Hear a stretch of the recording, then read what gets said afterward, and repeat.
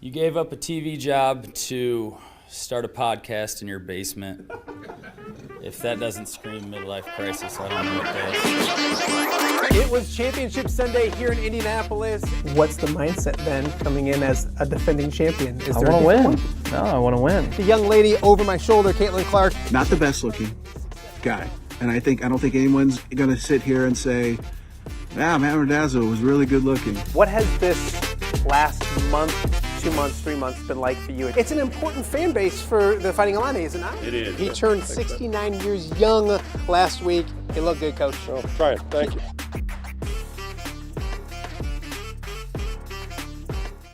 Welcome to Off the Air with Matt Randazzo here on a Thursday, October 16th. Thank you guys so much for joining us. If you hadn't noticed, we're back home. We're back in the studio. What a great fun 48 hours it was. We did 2 shows, Tuesday and Wednesday, from Carver Hawkeye Arena. We enjoyed the heck out of it. Cannot thank the University of Iowa, their athletic department, their SIDs enough for allowing us to take the show on the road, take it to Carver Hawkeye Arena, and we had a blast. We'll talk more about it here in just a second, but thank you, first and foremost, to those guys up at the University of Iowa. Thank you for watching Off the Air with Matt Randazzo. If you're watching us live on YouTube, we appreciate that. We love that. Keep doing it. The subscriptions are up, which is outstanding. So yeah, if you've subscribed, thank you. If you haven't, do so.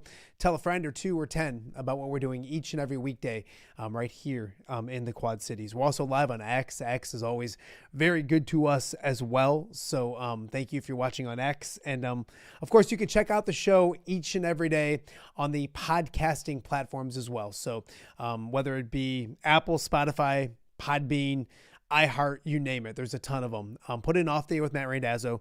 We should be on every single one of them. If you find one, you can't find us, let me know and we'll get on there as well. But check us out in audio form as well. And then a special welcome to our newer viewers in Central Iowa.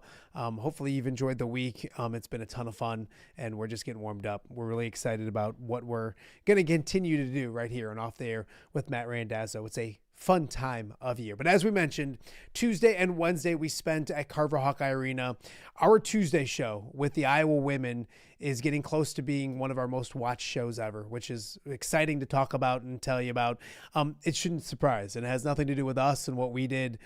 It's simply the excitement that is Iowa women's basketball. And it's been fun to watch grow. The excitement is there, and the recruiting is outstanding.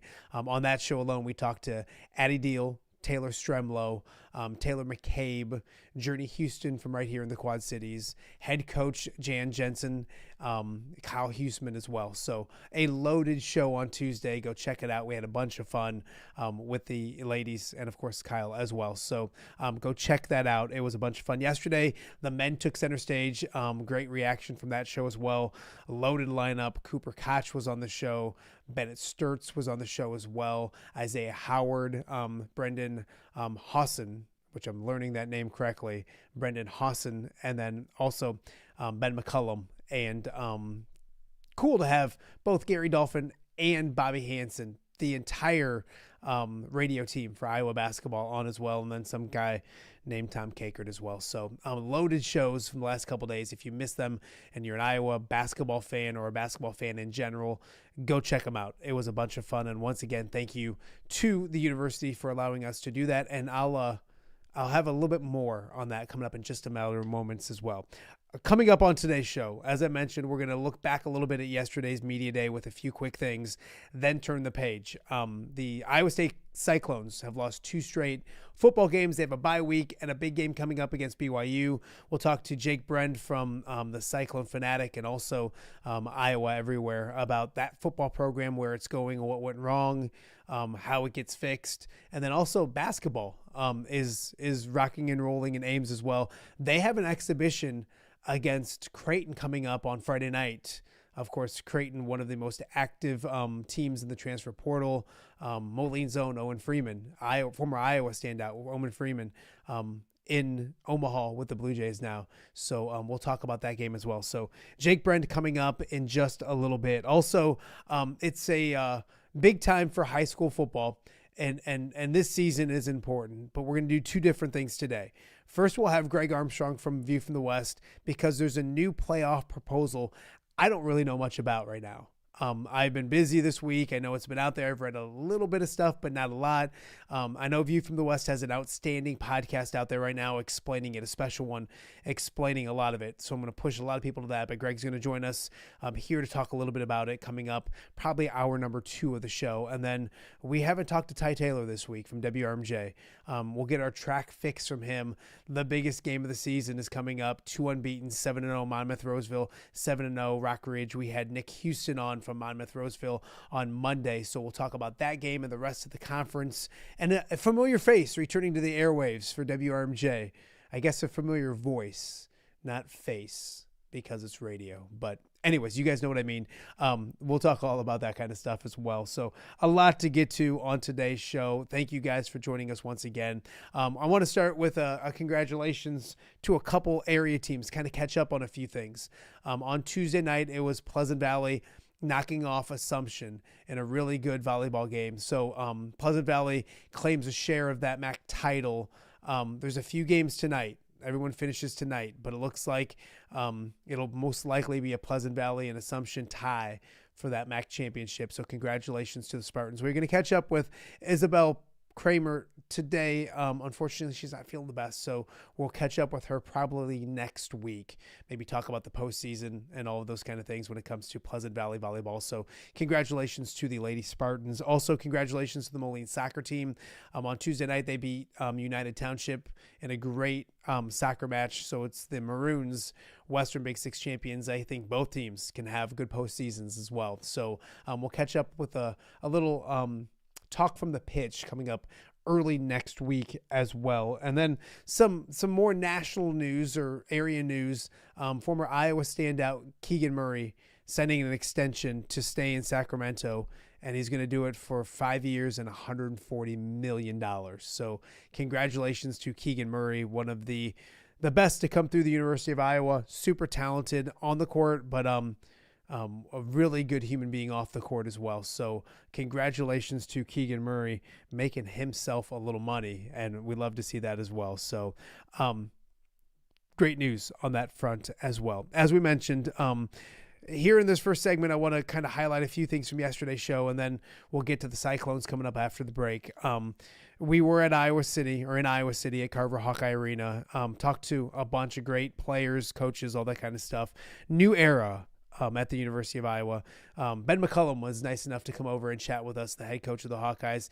And I kind of asked him, because a lot of people think this is Drake moving to Iowa City, and what will it look like? So I kind of asked, or I did ask, head coach Ben McCullum that yesterday on the show. Take a listen. Because obviously there's familiar faces and yourself and what you did at Drake, but Bennett says it's going to look a little different than what you guys did over at Drake.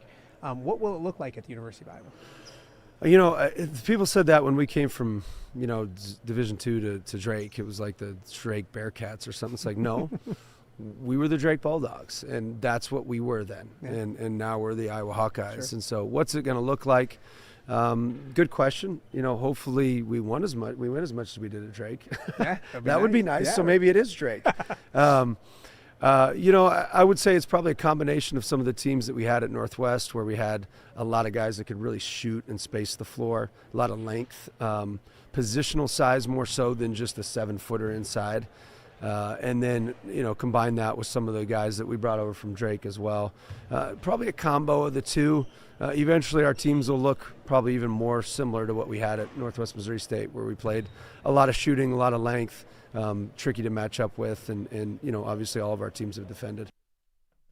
So that was Ben McCullum yesterday on Off the Air talking about what this team will look like, what his program will look like. And I think that was one of the main things when he was hired. People thought, they didn't play very fast. They played slow at Drake. That's not how he wants to play. I think that was because of the pieces he had. So I think he's got more pieces, more shooting, more talent this year. Impressed by a lot of the players. We watched a little bit of practice.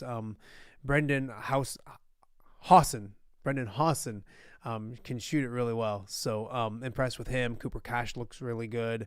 The young freshman, Trey Thompson, just 17 years old, but he was extremely wanted in college basketball, reclassified to this year. And when he did, other teams were willing to do the same. He came to the University of Iowa super young, but I think he's going to be really good as well. And of course, leading the charge and this whole thing is Bennett Sturtz, who's a preseason first team All Big Ten candidate, player of the year last year, really good basketball player. Really a fun conversation with him because he's very competitive, very focused. And he mentioned he thought about going to the NBA as well. It wasn't where in college basketball he was going, and it wasn't a foregone conclusion that he was coming to Iowa. He had a decision to make, but it was between two things, and it wasn't two schools. We'll talk about that decision. And then I thought a really cool story that he told us about his relationship with Ben McCollum and how it is off the court as well. Take a listen to Bennett Sturtz from yesterday's Off the Air with Matt Randazzo. Yeah, it was. If I played college basketball, I was going to be here with Coach Mack. But the other part of the decision was the NBA, and that's what people didn't know about, like how close it was. So that was part of the decision of, should I go to college basketball? Should I go to the NBA? Should I test the waters? Stuff like that. Did you go back and forth in your head? Yeah, I did go. In my head, yes. But luckily I had a great support system. I've never had to make that decision. Yeah. What goes into it? A lot of time. You got to sit with your thoughts. And, yeah, luckily I have a great support system with my family and Coach Mack. So they helped me out a lot, and then I also had to sign with the agent, so with the pro stuff. So it was a whole debacle. It was a busy spring, but glad I'm here. You said if you're going to play college basketball, you're going to play for Coach Mack. Why is that? What is it about that guy, that dude? I know you've been with him from the start. What is it about that guy that makes him so special? He cares about you off the court. I know I say this a lot, but there's two stories that I like to tell. I got engaged this past summer, and he called me right before I was about to propose and give me a pep talk and be like, this is hold on. No, take me through a pregame pep talk. And then a pre-engagement pep talk. Was it similar? Was he like, no, not at all? All right, Bennett, you no. got to do this? And he related it to basketball, so it was of course he did. He's like, you're probably more nervous than you're going to be in the national championship next year. So I like that. He said that, and then just saying this is the biggest decision of your life, so that obviously didn't help the nerves. But, yeah, he's just a great dude. He sends me book recommendations all the time. So just things like that he cares about you and the person that you are off the court instead of just a basketball player. That was Bennett Sturtz from yesterday's Off the Air with Matt Randazzo. Extremely impressed with him. Had not met him, so it was great for him to come over and chat with us. If you want to see that entire conversation, check out yesterday's Off the Air with Matt Randazzo as well. One last thing I wanted to get to from Iowa Basketball Media Day, and some fun with it. We were hoping to get Alvaro Figueres over to us, and James Allen knows me, and he knows it because he was a wanted commodity yesterday. He was playing overseas this offseason, so didn't get a lot of media, hadn't got a chance to talk to him. So he was extremely busy and popular yesterday. It didn't just work out for him to come over to us. But with that being said, we asked every single one of the players that we chatted with and Coach McCollum about a class clown, like a goofball on the team, somebody who likes to keep it light and keep it fun. And I'll take a listen. Alvaro was a very popular choice. Is there a clown? Is there a guy that's just in a nice way, a class clown in a nice way, like a jokester, a guy who's always trying to be funny? I would say Alvaro. Oh, really? Alvaro's the Spaniard in him. He's good at cracking some jokes sometimes or just being goofy. Is there a class clown, a goofball in this team? Oh, yeah, for sure. Alvaro Figueres from Spain. 2 for 2. Yeah, it's going to be every time. Yeah. Why? What is it about that guy? He's from Spain, so he brings like a different level of goofiness. Like, it's not like U.S. humor. It's Spain humor. Yeah. So it's something that we haven't seen before. And then he just doesn't care sometimes, so he does whatever he wants. I think everyone has a little goofy side to him. So depending on the day, you might get someone else. Al is pretty always goofy. That's 3 for 3. Yeah, Al's pretty goofy. Alvaro. We got to have Alvaro on here. I've already told James Allen I got to get him over here. You got to get him on here. He just makes you laugh. He lights up a room. He's just an awesome guy. He's got a kind of fire. He's got a fire in him. Like he's fiery. That's his greatest strength, greatest weakness. Off the floor, he's just goofy all the time, goofing around. But, he's the type that can goof around and then 10 seconds later be super serious and compete. Yeah. So he was a very popular choice. And I've talked to some media members as well that got to talk to him yesterday. They all said the same. So James Allen, you owe me. Hopefully sometime soon, maybe next week sometime, we'll get Alvaro Figueres on the show and ask him what makes him so goofy. But I thought that was fun. Some other fun questions we asked the players, who they'd have cook for them and all that kind of stuff. So check out yesterday's show, Wednesday's show for the men's stuff. Tuesday is where we were focused on the ladies. All of that show is up on YouTube as well. So check out the shows. And again, thank you to the University of Iowa for allowing us to crash the party the last couple of days up at Carver Hawkeye Arena. Well, we got a lot to get to in today's show. Coming up after the break, we'll have our weekly chat with Jake Brend from CycloneFanatic and Iowa Everywhere. Talk with him about what happened at Colorado. Iowa State's now lost 2 straight, how they bounced back, a bunch of basketball stuff. We got a lot to get to. Jake Brend is right after the break, right here on Off the Air with Matt Randazzo. We'll be right back. All right, be honest. Are you craving Hungry Hobo again? You know, that fresh sliced meat piled high on those amazing sandwiches, hot off the grill chicken and steak, with all those delicious toppings, the biggest and best selection of baked potatoes, or simply some waffle fries dipped in cheese. Well, now that Quad City favorite is even easier to get. Download the Hungry Hobo app today. Order ahead, skip the line, and earn rewards all at the same time. There's Double Points Monday and exclusive specials as well. With 12 locations in the Quad City area, it's Hungry Hobo. Now even easier to find, but still hard to resist. Rafferty Funeral Home, dedicated to serving families in the Quad Cities since 2007. Hi, welcome. Hi. Here, come on in. An experienced staff plans each service to reflect the unique life and legacy of your loved one. Rafferty Funeral Home is proud to serve our community with dignity, respect, and compassion, helping you to celebrate your traditions and lasting memories no matter your faith, culture, or budget. Rafferty Funeral Home in Moline. Call today to discuss prearrangements.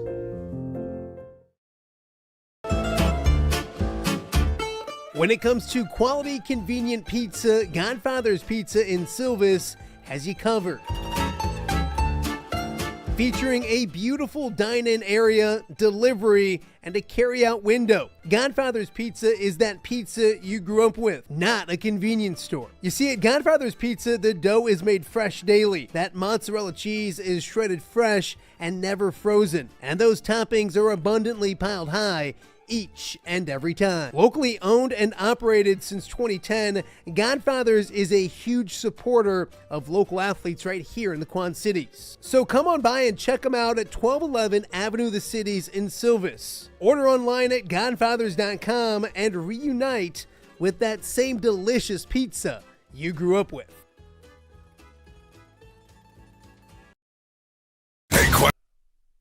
Welcome back to Off the Air with Matt Randazzo here on a Thursday in the Quad Cities. It's been a fun week on Off the Air. We've spent the last 2 days on the road at Carver Hawkeye Arena for Women's Basketball Media Day on Tuesday, Men's Basketball Day on Wednesday. It was a ton of fun. Thank you to the University of Iowa, again, their athletic department, for letting us crash the party and putting up with us. Thank you to the amount of positive feedback we got back. It's been a lot of fun. But there has been a few people with enough Iowa stuff, that's fine. Like, we want to hear Illini stuff. What about Iowa State? And especially, with the Iowa State stuff, the women love Jake Brend. And they're like, where is Jake? We need break. We want Jake. We want Jake. So without further ado, you're back. How are you, my friend? I'm glad to be here, Dazzo. Good to see you. It's funny because, like, somebody said, like, I got like a direct message from a buddy that's like, Jake Brend's not coming on because Iowa State lost, isn't he? And I was like, no, it has nothing to do with that. It's hard to do these when we're at Carver Hawkeye. So the last thing Jake Brend does is dodge when a team loses, when his team loses. But before we start all that, man, the Cubs. Forgot about him. Yeah, it's been a minute, but we got because for like last month, every segment has kind of started with a little Cubby chat. Yeah. I just think it is what it is, and that's kind of what I expected, and maybe it even went around longer than I expected. I dislike the Brewers, man. And I've always been too. a Cardinal hater. So, but now like those dudes are kind of right there with them as well. Yeah, I kind of landed on the team somewhat hit a glass ceiling. When you take out Justin Steele, when you take out Cade Horton, it just makes it really hard. And that doesn't make an excuse for the offense to be so up and down, but I never thought that this team could beat the Dodgers, which in turn means I never really thought this team could win a World Series. So I hope they learned enough lessons this year. I hope guys like PCA and I mean really almost the entire roster was able to get their first real postseason experience. Go get some pitching, go try it again in 2026, and hopefully be more consistent and a little bit more clutch at the plate next September and October. I always equated it to like in the NFL. If you lose your starting quarterback, the majority of teams are going to struggle. Like there's very few teams. And it's the same way with starting pitching sometime. Unless you go out and get somebody. And they chose simply not to go do that. And then when you had your really good story in Cade Horton go down and you couldn't go get anybody at that point, obviously you're just kind of an uphill battle. So, all right, enough Cubbies. Let's get to Iowa State. Second straight loss at Colorado. I was surprised they lost. I think you were surprised the way they lost. Kind of your thoughts from Saturday. Yeah, I everything I've said about this team was how mature they are, how battle-tested they are, how good they are in one-score games, how good they are with their backs against the wall. And I still believe all of that, but it's 2 straight weeks where that hasn't been the case. And I think when you look at the Cincinnati loss, I think you chalk it up to maybe a better team was just better that day. That was not at all what happened in Boulder, though. Iowa State, I still think, is clearly the better team than Colorado, and most stats from that game would indicate that. Iowa State was still moving the ball at will. They ran for over 200 yards. Typically, Matt Campbell coach teams just don't lose games when they are able to rush like that. But the problem, time and time again, they keep shooting themselves in the foot in the red zone, and that's kind of what Matt Campbell and Rocco Becht both said after the game, and it's something they've got to figure out. It would help to get Kyle Conradi back. I think we're seeing the offense, we're seeing the play calling. I think they're pressing because they know they don't have a kicker. They know that they can't really trust a kicker if it's outside of a 30-yard field goal, and I think you're seeing a lot of pressure put on Rocco Becht, not just by the staff, but by himself. And I think that is forcing maybe some mistakes we haven't seen in the past. They can't get out of their own way with penalties. It's just been a very, very non-Iowa State last 2 weeks. And I think that means the bye week comes at a very good time. It's funny, Jake, because I look at it and I was expecting that bounce back game that you would expect from that team. And you mentioned it. They didn't play bad in some areas, and they were doing the things you kind of expect. They just weren't capitalizing, score, all those kind of things as well. Yeah. I expect a bounce back game, and I think this team probably wants to play quickly. But with that being said, because nobody likes to sit and wait a week after 2 losses. But with that said, with all the injuries and all those kind of things, and I know the bye week's not going to solve some of them. I understand that. But with that being said, I feel like it's probably a good time for this team for another bye week to get things corrected before they move on to a really big game after that. Yeah, I'm with you. I really thought they'd bounce back too. And I just think the way they moved the ball those first 3 possessions and walk away with no points, you're like, man, if you just score a touchdown or 2, you probably walk out of Boulder with a 20-point win. And I don't think that's exaggerating. And that, to me, that shows mental fatigue. That the penalties, it's all mental fatigue. And I think that's really where the bye can come in handy. And that's not even mentioning the physical injuries. You have Kyle Conradi, who there's a shot, we don't know, but there's a shot he'll be back for the BYU game. Dominique Orange he's probably your most important defensive player, and he's been banged up the last 3 games. Can you get him fully healthy? Rocco is not 100%. That's very clear too.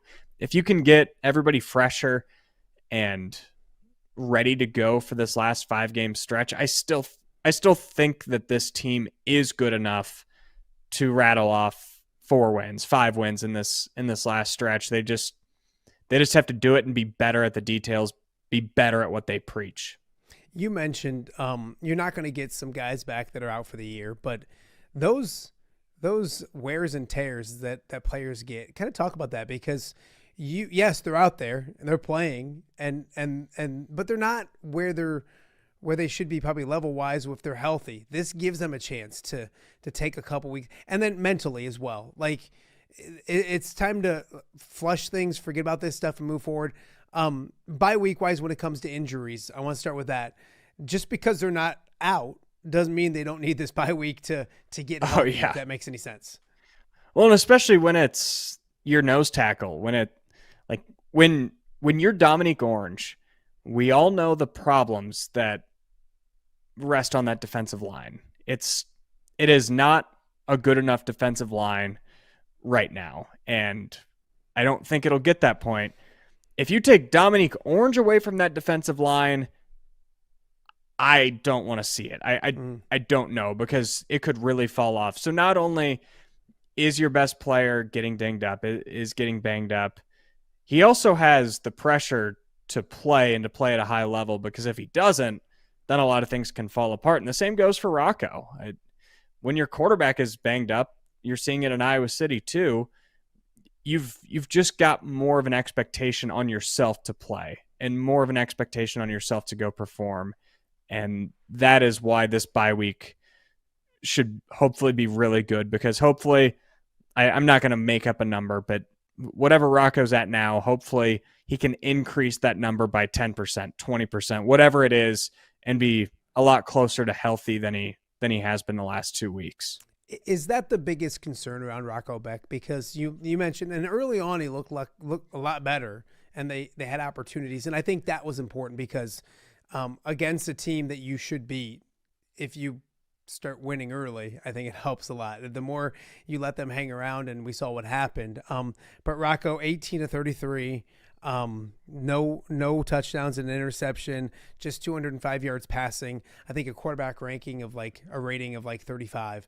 That's not the Rocco Beck that Iowa State fans have been spoiled by. I mean, over these last couple of years is it simply, hey, it was health, he needs to get, healthy and back, or are people figuring something out? I think it's probably the first one, but just your thoughts on where he's at right now. Yeah, I think there's a little bit of a health deal, but what he would tell you, what the staff would tell you, is everybody's dealing with something, and they're completely right. So there's definitely a little something to it. He's playing through, and that's just who he is. He's a warrior. There's also an aspect of just catch the ball. There were some bad drops in that. There have just been some bad drops this season. If your receivers aren't catching the ball, that's a problem. And he has some balls too that need to be thrown a little bit better. But there are some too where it might be a foot behind a guy, where if the receiver catches that, it can be a confidence boost for your quarterback to say, hey, it wasn't the best throw. I got you. Let's get in rhythm. And then that next word, rhythm, I think is just the next thing. Anytime they put together a drive, it seems that there's a pre-snap penalty pushing them back 5 yards. There's a hold downfield after a first down. That's where it comes with the entire offense being in sync, being in rhythm, and hopefully once everything is back to normal, you hopefully have Kyle Conradi, the red zone offense gets back to that more normal rhythm, and you can see him execute within the red zone. Jake Brend from the CycloneFanatic and Iowa Everywhere joining me right now, and Off Day with Matt Randazzo. Before we move on to basketball, because I want to talk about that as well, you look at this football team, they get that bye week. I think they have a fantastic opportunity. I know some people look at it and say, all right, they lost at Colorado. Now you got number 15 BYU up next. It gets more difficult. I love the spot. I love getting back on track at that place at Jack Trice Stadium. No disrespect to BYU. I don't know if they're the 15th best team in the country. I really like the spot for Iowa State. We'll talk more about the game and those things next week, but I think there's a great opportunity coming off of a bye week, coming off of 2 losses, being back at home. I love the spot in a couple weeks. Yeah, and there's also an aspect that we've got a 3-game sample size so far where Iowa State has looked really, really mediocre on the road, and they've looked really, really good at home. So who knows? Maybe this is just a weird team that has an extreme home-away split. I think we still need a couple games to find that out, but who knows? Maybe that comes into play next Saturday where it looks like, oh yeah, Iowa State's got their A game back. I'll reserve my BYU comments until after Saturday. I think they'll lose at home by double digits to Utah, but I've been on record week in, week out, dating back to the start of last year, where I just say, yeah, BYU's solid, but I don't think they're that good. And then what do? They win. They win a close game. So if they win a close game this week, I will just stop speaking bad on BYU. But we'll see if I have to cross that bridge when we get there next week. Yeah, tough challenge for them against Utah coming up this weekend. The overall picture for football, how has goals changed? What's still there for them? If best case scenario, they run the table, what's still there for them? Obviously, they going into the season, you thought they weren't the favorite. Then they beat Kansas State and they beat Iowa. And while they're probably the favorite, now they've lost 2 games. What are the readjusted goals or best case scenarios for this team right now? Well, I think within the building, the motivation can still be, hey guys, look at the spot we were in last year. We were 7-2, 1 out, get to 10-2. That was good enough for the Big 12 championship. That message can still be the same, that, look, guys, we're 5-2. It's not ideal, but if we can take care of business and win these next 5, then we'll put ourselves in a spot. Is that realistic? I don't think so.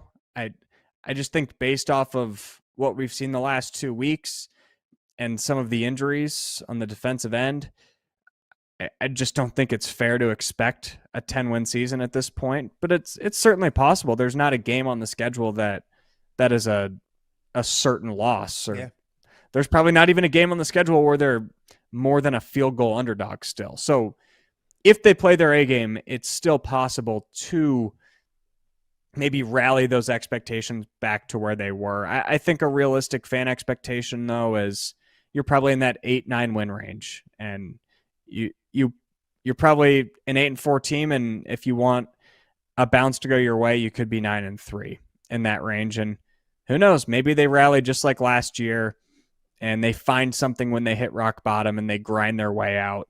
But I think the expectations overall should be, you got 2 massive games after the bye at Jack Trice Stadium, BYU, and then a Big 12 championship rematch.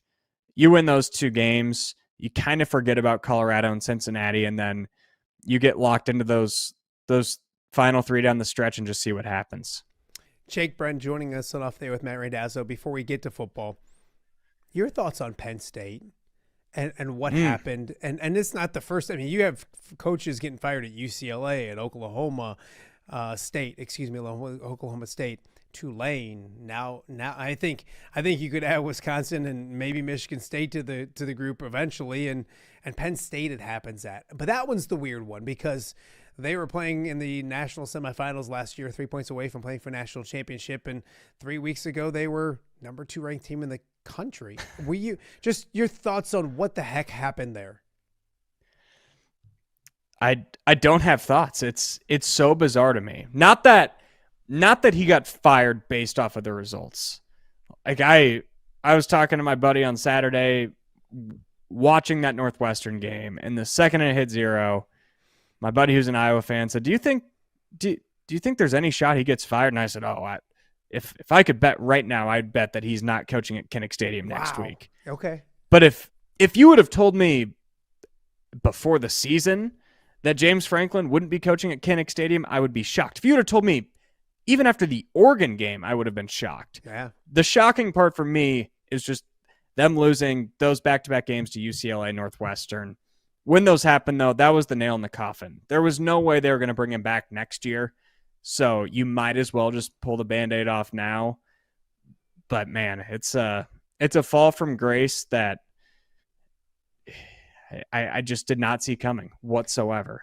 It's funny because as good as they were last year and in recent years, there was always that crankiness anyways. I think he's 1-17 against top 10 teams or something like that. Some 1-18, something crazy. So I think there was always that there. And then that's just, magnified it to a point. I agree. I'm not shocked that he's gone, but like, you're a smarter man than I am, because and you know what though, I'll be honest. Like, I was busy Saturday, and then I had the Iowa State or the Iowa pregame show. I went up to Waterloo to visit a buddy, and I got there, and we were hanging out watching football, and all of a sudden they're like talking about Northwestern's win. I'm like, wait a minute, excuse me? And they're like, you haven't been on Twitter very much, and I had no idea. So, but even then, I thought, man, end of the year is going to be a change, but I guess you get going if he's going to be gone. There's somebody that wanted him gone because they ponied up the $49-50 million in order for them to get rid of him. So there's somebody that wanted him gone ASAP.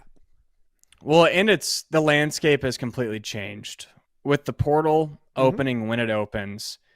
You want your head coach set in stone no later than December 1st. And we know how this works. There was already back channel conversations. There's going to be back channel conversations the rest of the way.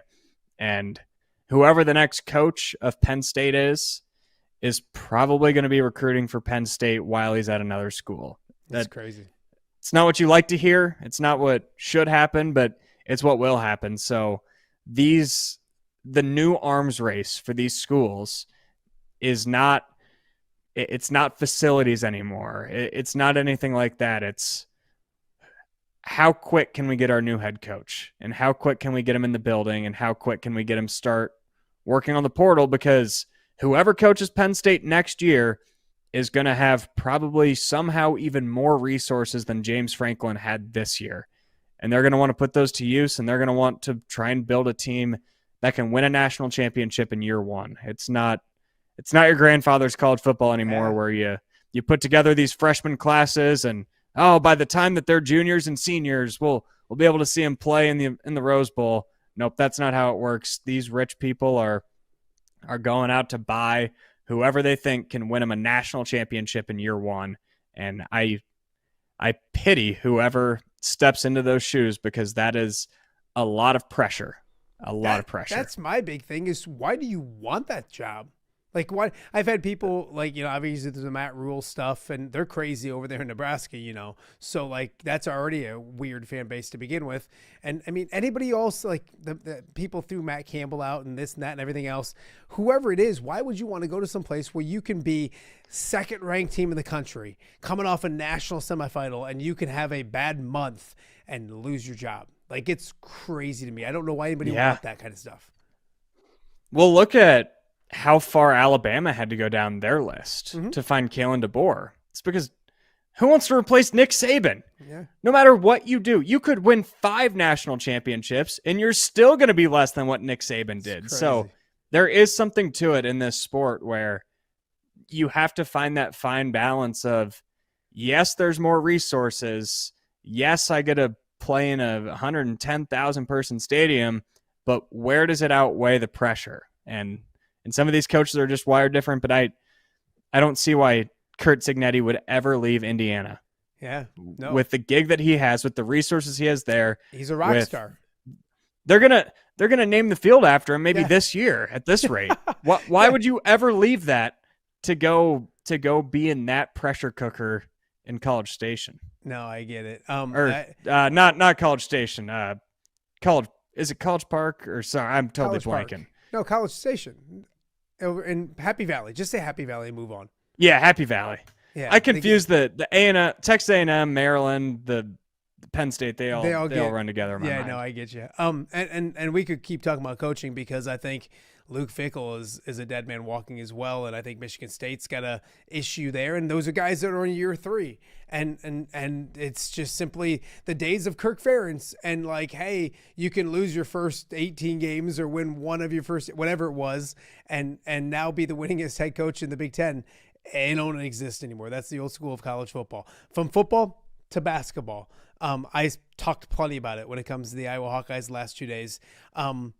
There's an excitement around Iowa, and at Iowa State, there's always an excitement, but it's expected. And I think there's an intrigue at Iowa.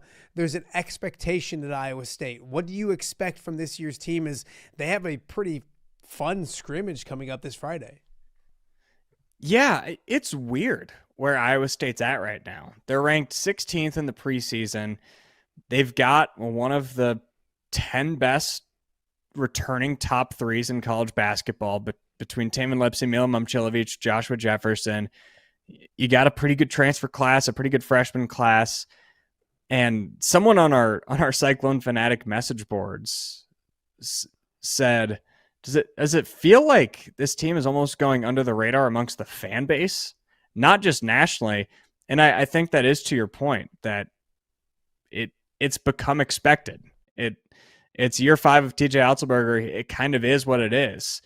And I don't think Iowa State fans should take that for granted, because there's a lot of programs out there that would love to be number 16 in the preseason AP poll. And there's a lot of older Iowa State fans that know what it's like to not even be in an NCAA tournament in the 60s and the 70s. So it's a pretty special time to have TJ Otzelberger as your head coach and enter into this season with a really, really good team and maybe relatively low expectations compared to maybe last year. It's funny because you look at this team and you kind of mentioned football, and they might not win 5 games and be 10-2, and they'd be 9-3 or 8-4. 8-4. That's amazing. That's outstanding. Go back 10 years at Iowa State, and you'd hope they were prayed. And it's kind of the same way with basketball. Not that basketball doesn't have the tradition, because they've had better tradition, more winning, and all that kind of stuff. But it's a good thing when you have a high expectation. I think that's the case for Iowa State. They get tested.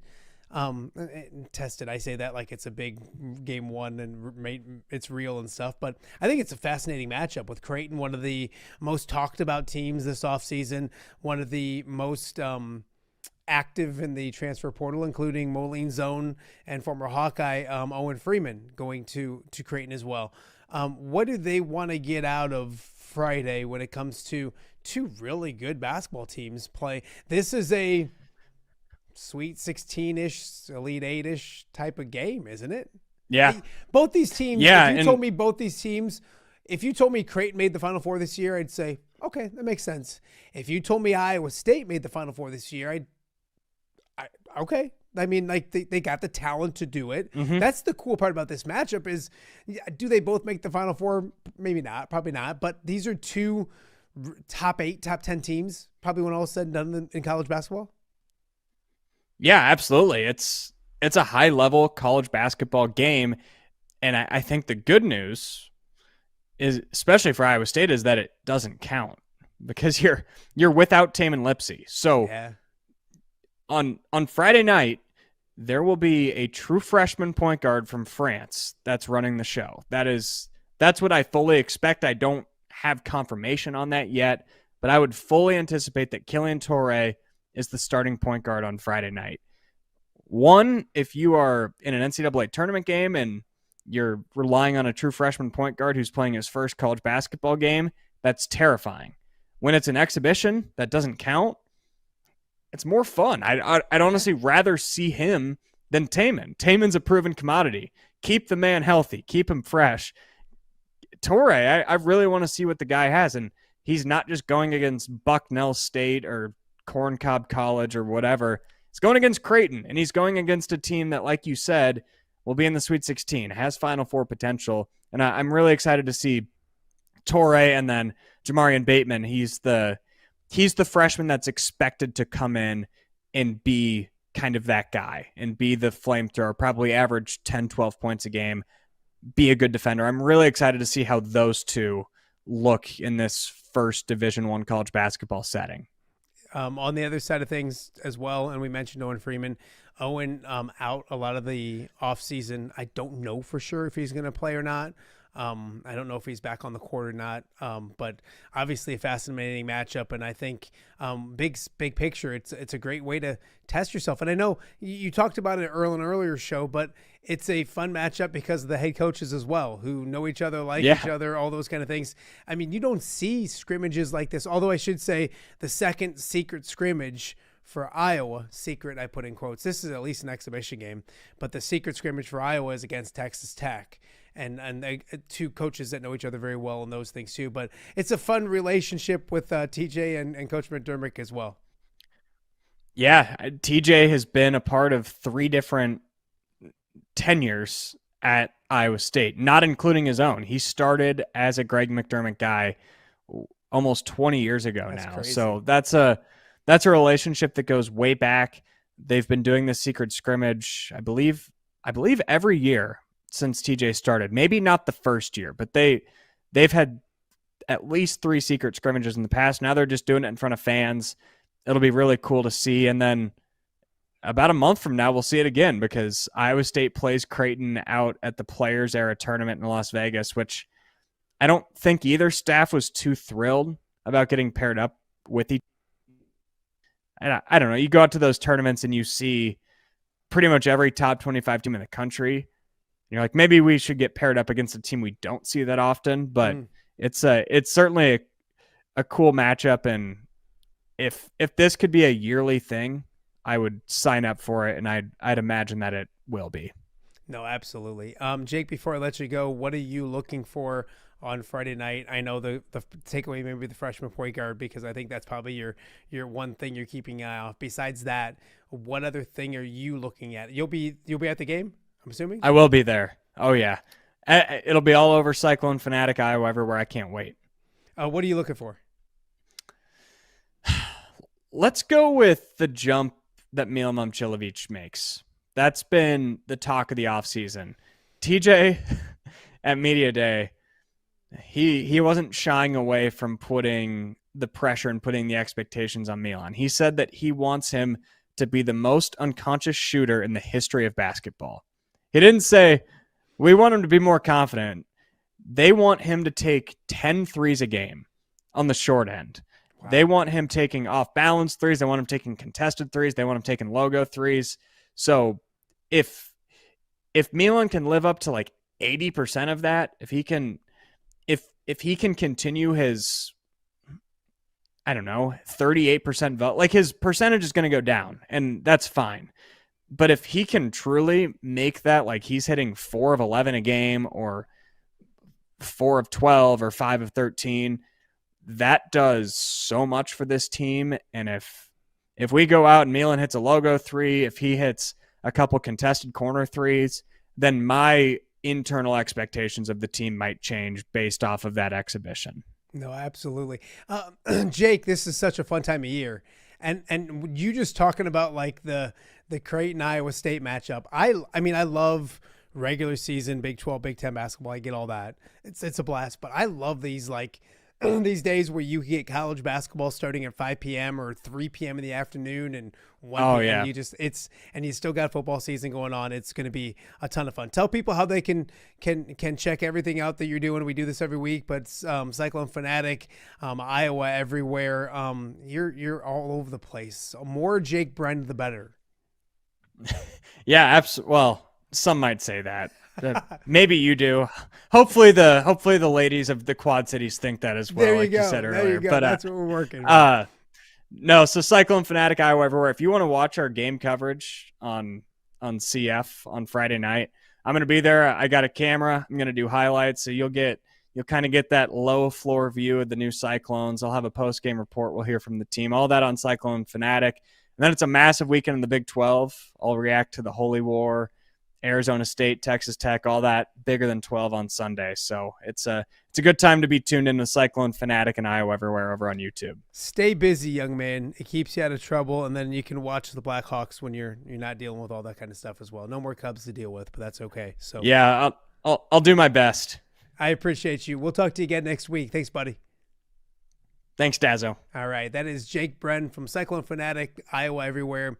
He's killing it, does great work, all that kind of stuff. So excited to see a busy weekend. There's no football for him, But other football and around the Big 12, and then of course Iowa State, Creighton. That'll be an intriguing, fun thing to keep an eye on Friday night as well. So we got a lot more to get to on today's show. It is a Thursday right here in the Quad Cities. We'll be right back. Give me the keys. Learning to drive can be stressful for both the student and, yes, the parent as well. Relax. There's an easy way to avoid the stress. Skiles Driving School in East Moline has been helping new drivers hit the road with confidence for over 20 years. Whether you're a teen earning your first license or an adult looking for behind-the-wheel training, we've got you covered. Their certified instructors are patient, experienced, and use modern vehicles equipped for safety and comfort. From classroom instruction to real-world driving, we make learning safe, affordable, and even fun. Call 309-278-0098 or visit skylesdriving.com. Skiles Driving School. Get in, buckle up, drive your future forward.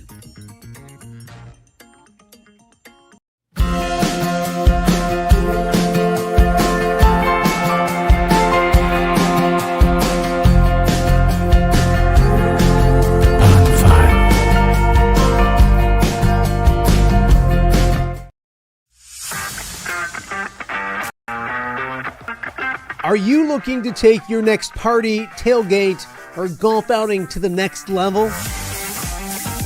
You need Mobile Party Experience. MPX features 3 top-of-the-line party trailers equipped with all the amenities you need to party like a rock star. Smart TVs, Yeti coolers, JBL sound systems, grills, bathrooms, and much more. Mobile Party Experience is an experience like no other. Check out my-mpx.com or call 563-514-1470 and book your Mobile Party Experience today.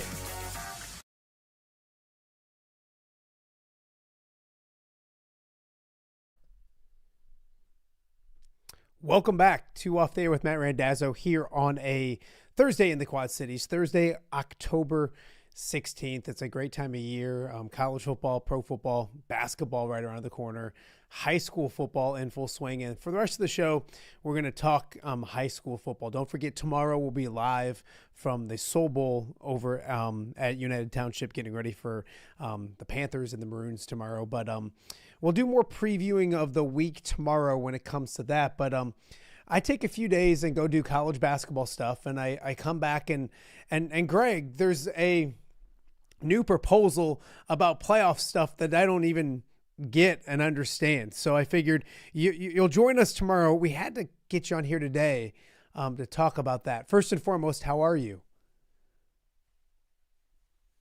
Greg, I can't hear you. No, Greg, come on now. No, I'm just kidding. Let me look on my end. No. Oh, there you are. How about now?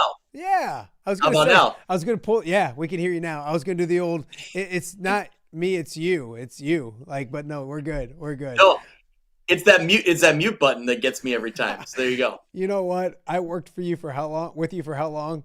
I've always wanted to have a mute button, and now finally, when I don't want it, you have it. So, first off, how are you? Happy Thursday. I'm good.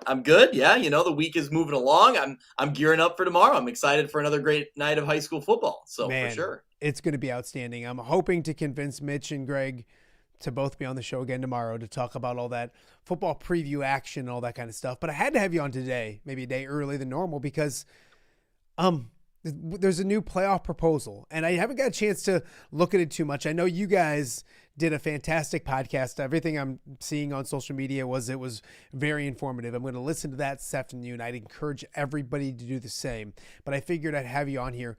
I guess we're going to start off with, what is it? What is the proposal?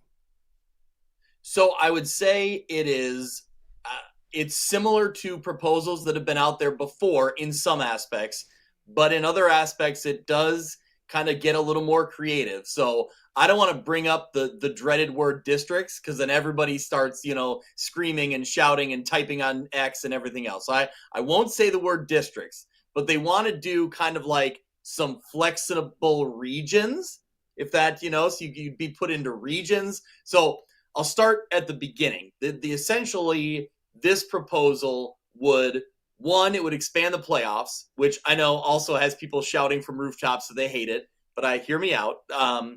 They will expand the playoffs, so there would be 48 teams in each classification instead of just the 32, which we have now, and the top 16 seeds in class 1A through 6A, which most of the schools we are concerned with, the top 8 seeds in both the North and the South would receive a bye. In classes 7 and 8A, the top 16 seeds would receive a bye because they're seeded 1 through 32. So as far as how you get to the playoffs, that will remain the same. So it will still be getting to, that 5-win mark or above. But obviously now you're going to let in some, it wouldn't be 5. It wouldn't be getting to 5 wins. It would be getting to 3.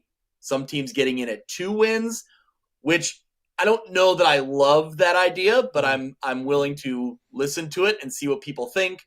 So along with the expanded playoffs means the season is going to be 1 week longer.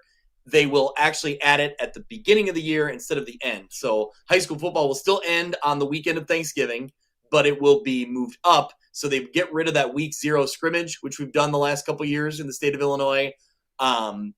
So essentially making week 1 a week earlier. And that would move kind of the preseason and the summer a little bit. It would adjust that schedule slightly.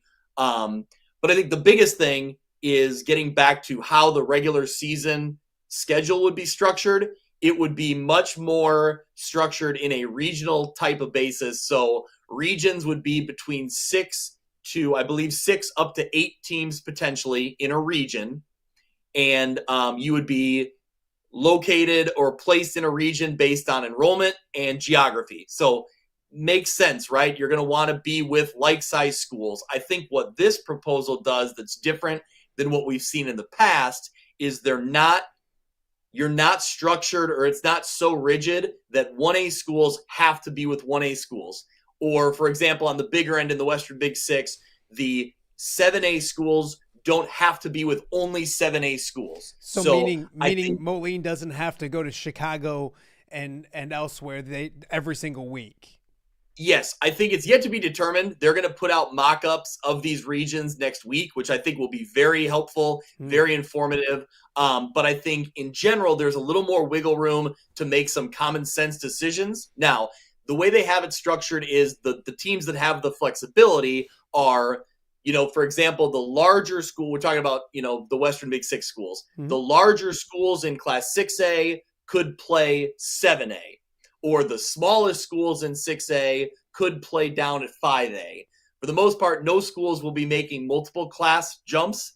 But again, I think there is some language written in there to say that in some extreme cases, you could have teams, flexed into certain regions. So I think overall, it's important to note that this plan is really well detailed. It's really well thought out. It came from Roxana High School in the middle southern part of the state. And Mitch talked to their athletic director yesterday for over an hour. I mean, he was literally an open book, and he was answering all our questions, and he was really, forthright, really outgoing about everything that's laid out on the table. And they want to come up with, everybody wants to see, well, what district or what region would I be in? That's what everybody wants to know, right? So I think that he had, a plan to get those answers next week, and I think that'll be the next step in seeing if people really like it or not, so they can actually get a visual of where they'd be, where they'll end up. It is funny because I did see some people and someone, several things, but just one that popped to mind. I can't remember who did it, so I'm not gonna. But they were like, "This is awful. This is a horrible idea," and then later they were like, "Actually, I just read the proposal, and it's actually a good idea." And I was like, "So I think you're right, because people will sit there and go, no, no, no, and then they'll read it." So I think first and foremost, education's important, and shows like View from the West and what you guys did yesterday, hopping on, doing a, would you call it an emergency pod? Is that what we would say? A bonus podcast, to kind of get in and talk about all of it, because it's being talked about now, and it's going to continue to be talked about for the next probably few months if it goes to the ballot. So all right, so yourself, Greg Armstrong, guru of high school football, first off, what do you like about the proposal? I like that it would bring a little structure to the scheduling process. I'll be the first to admit that I've always really loved the conference structure and the way that conference rivalries are able to play out in Illinois without kind of the IHSA having their hands on every game that's played. But I think as things evolve, you see that there's just so much shifting and so much instability in the conference structure now that it's almost hard to see it be sustainable for much longer. I think that talking to some of the coaches from around our area in some conferences that are pretty steady right now, they said, I like what we have right now. I like what we've had. I don't really want to change, but I also know that we're one school away from this whole thing falling apart. And they're right in this conference. This coach in particular, I would believe him. I think he's correct. But you look at any conference across their area, and I think any coach would say the same thing, that, hey, we're pretty stable right now, but if one team leaves, it's a domino effect, and then all things fall apart. And I think there's other schools around, maybe not necessarily our area anymore, but there are schools that kind of get left in the dust, right? I mean, they get left in the dark. They get left out of conferences. You saw a few years ago, if you remember, probably 10 years ago now, remember a couple years when Monmouth-Roseville had, their conference structure was falling apart. They couldn't get into the Three Rivers, and they were playing any game they could, and it was a mess. Saturday and so games. Jeremy Adelson was lucky enough to find or be able to get into the Three Rivers, and now that's a perfect fit for them, right? But man, a few years ago, they were a team that we looked at and said, they don't have a home. They have nowhere to go play, right? This isn't working. And I don't want to get too far into the discussion, but let's be honest. Alleman is kind of a team that's left out right now. Yeah. They could benefit from the IHSA stepping in and saying, Alleman's enrollment is this. They play with 2A or 3A schools. So I think that you look around and there are some conferences that are very steady, and they're steady for right now, and teams are happy. But on the flip side, it doesn't take much for the whole thing to fall apart. And I think what I like about it is that the IHSA would then give you your region games, mostly it would be if you're a 6-team region, then you would have your weeks 1 and 2 would be open, and your weeks 8 and 9 would be open. I was going to ask that. Yep. Now keep in mind, most teams around the state would also have those open weeks, right? So it's not like it is now where, hey, I have a bye week in week 4. I need an opponent for week 4. It's not like that where nobody else has an opening. This case, most schools would also have that opening. So you'd be able to be a little selective in who you were able to pair up with. And I think getting to the reason for the expanded playoffs takes away this need for, well, I can't schedule them because they're too good, and I'm not going to get that win, and then I'm going to lose a couple games in conference play, and my team's not going to make the playoffs. Or, well, I can't schedule them because they're too bad, and they're not going to give me any playoff points, so I don't want to schedule them. It's got to be this team like right in the middle, right? Teams are a little scared to take that leap sometimes and play that out-of-conference opponent. This would eliminate that because the race to the playoffs would be 2 or 3 games. If a team can't win 2 or 3 games, like, sorry, you're not a playoff team regardless. So that's their point, is alleviating that pressure. So I like the scheduling aspect. I will say I don't like expanded playoffs. I don't know what the answer is just yet, but awarding teams that are 2 wins and 3 wins is fine. But the counterbalance to that is, well, then those really good teams are getting a bye week in week 10. And from what I've heard, a lot of playoff coaches that have a good team, they want to keep rocking and rolling. Yeah. They don't want a week off. They don't want to get comfortable in a week where you should be ramping up. So I think that's a concern for me. And extending the playoffs then means the season is longer. I don't love that idea either. I'm glad they kept it ending at Thanksgiving, but I really don't want the playoffs to go beyond that. And I just think expanding the season, cutting into summer, it gets trickier, and I don't like that part of it either. So yeah. What you're saying, so like when it comes to protect, like those week 1 and 2, and then the later weeks, you can schedule whoever you want. So Moline people listening, they can definitely schedule Alleman because I know they'll want to protect that game and make sure. I'm kidding. It's a joke. I'm joking. I don't want to get in trouble. But you're right. Already like, in trouble. No, people say like, why doesn't Alleman get out? And Alleman says we want out. Like that's the thing. It's the funniest thing is like they're yelling the same things, but like there's no place to go. Like nobody wants to move out of their house and not have a house to go to. So I think that, but I don't think this is being done obviously on Alleman's behalf. There's a lot of other issues and stuff going on.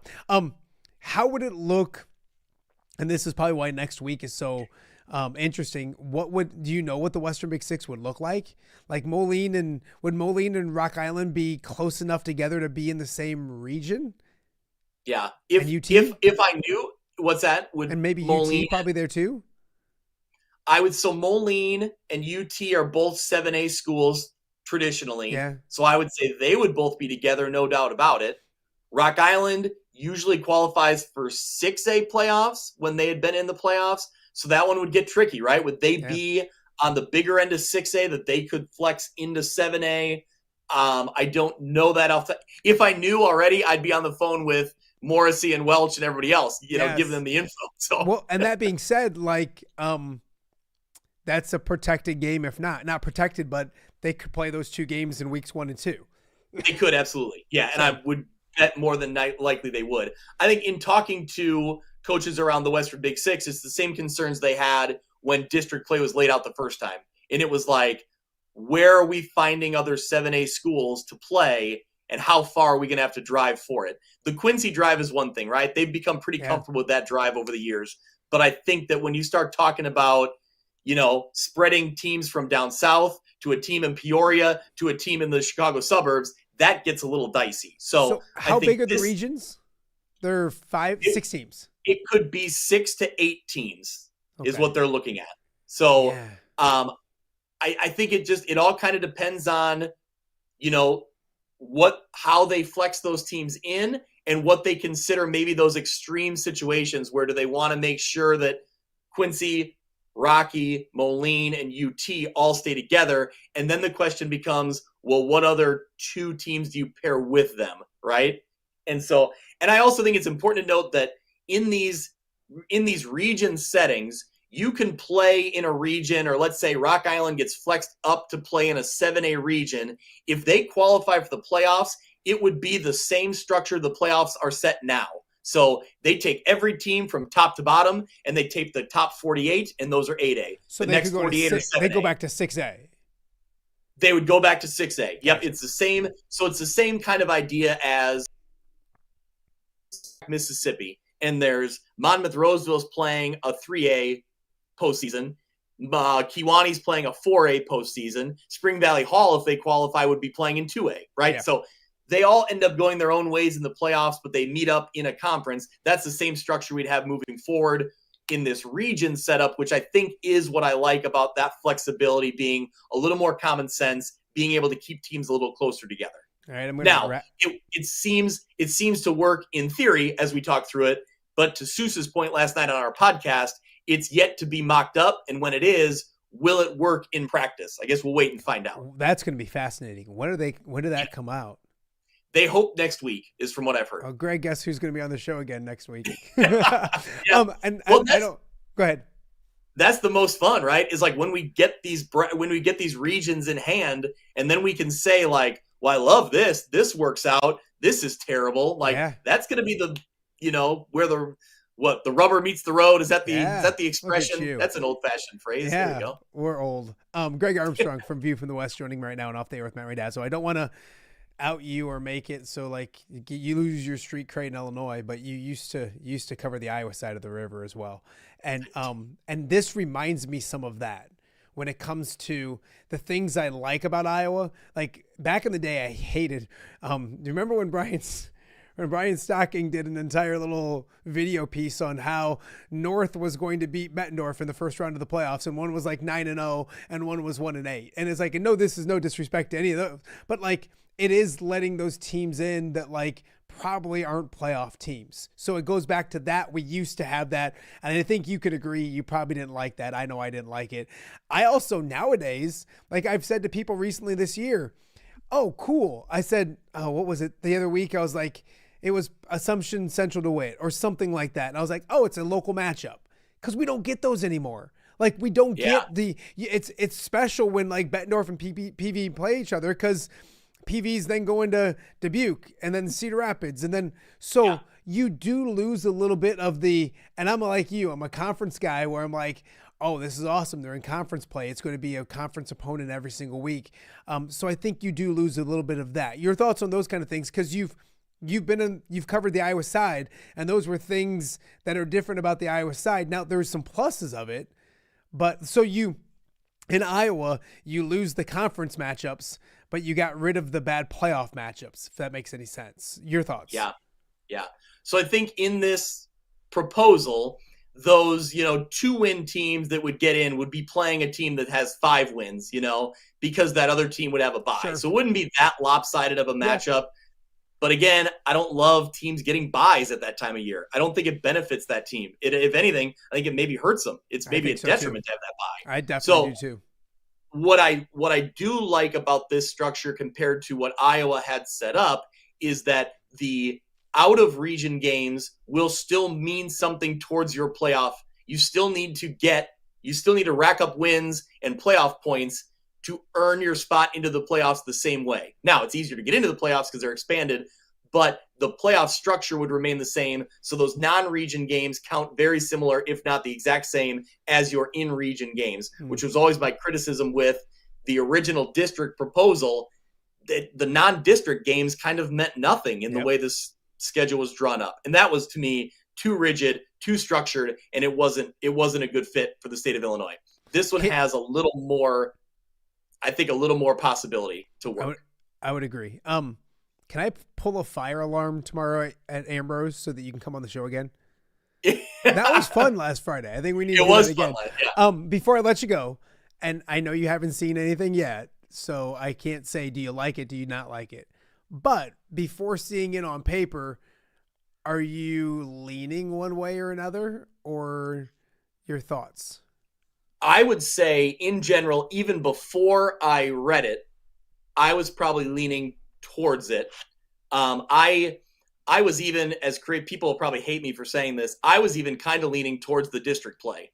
I don't think at the end of the day I probably would have voted for that model for the reasons we talked about, but I think it helped with scheduling. So I was interested in it. This one I'm even more interested in because of the flexibility of it. I think what really caught my attention was even Mitch, who's been a very staunch proponent of keeping conferences, don't do anything to it, keep the same structure. Even he was kind of like interested in this and leaning maybe towards it. So that kind of caught my attention, that if even he's kind of seeing the benefits of it, maybe there is something to it.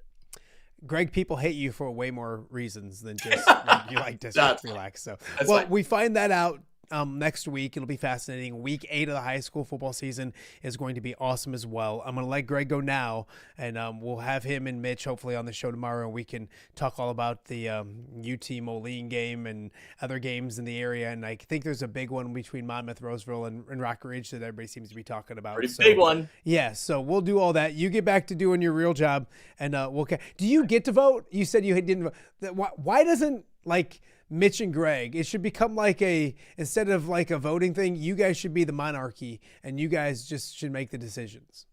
What's interesting is that Seuss brought up that if this gets through the IHSA legislation process, which basically means is it a legal proposal based on all of their parameters set up at the state level, that there may be a committee formed to help guide kind of all of it moving forward, and media members may be invited. So, I would like to be on that. Greg, Mitch, all you guys should be on it. So, Brian Stocking.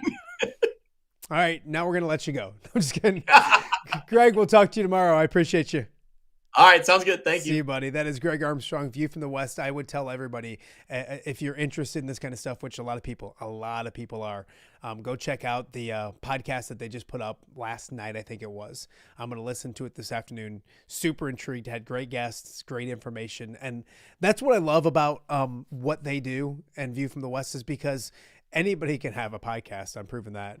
And have an opinion, probably proving that as well. But there's their informed, educated decisions or opinions, if that makes any sense. Like the fact that Mitch talked to that athletic director for as long as he did. You know, he's just not hopping on, turning a microphone on and saying, hey, this is my opinion. Like it's educated, researched decisions or thought process of what's going on with it. So again, go check out View from the West. Very interesting podcast that they have up right now. As for us, we're going to hit we'll get two last commercial breaks, but another commercial break. When we get back, we will say with some high school football, and we will chat with Ty Taylor for WRMJ about that big Rockridge Monmouth-Roseville matchup and a lot more. You're watching Off the Air on a Thursday right here in the Quad Cities. Hello, Dan Pearson here of FCA. Our team is thrilled to support Off the Air with our good friend Matt Randazzo. We share the view of the power of sport when it comes to relationships, including the influence of the coach. FCA believes the coach is the most influential person in America. Matt celebrates local coaches and athletes. His content is informational, insightful, and inspirational. Our Fellowship of Christian Athlete team loves partnering with Off the Air with Matt Randazzo while we engage, equip, and empower coaches and athletes in our 23 counties. FCA, the heart and soul in sports. View from the West, the podcast covering Illinois high school football. It's going to be a hard-hitting game. It's going to be great football. Weekly analysis and reaction from around the western side of the state of Illinois. This is the game we had circled when the year started. Follow along on YouTube and subscribe wherever you listen to podcasts. It's big-time football out there tonight, and I know we can play big-time football. View from the West. We got you covered.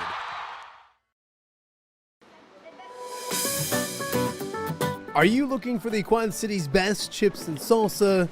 There's only one dude to turn to. Right on. Snoop.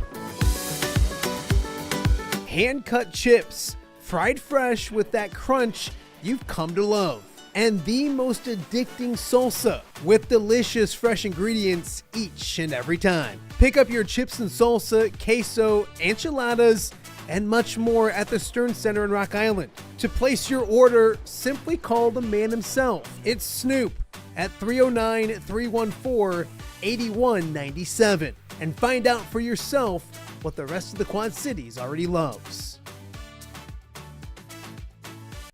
Welcome back to Off the Air with Matt Randazzo here on a Thursday in the Quad Cities. It's been a crazy, fun, busy week here on Off the Air with Matt Randazzo. We focused on college basketball on Tuesday and Wednesday, and while that was a blast and fun and all of those kind of things, we've let some things slip through the cracks when it comes to our normal stuff, and I paid for it.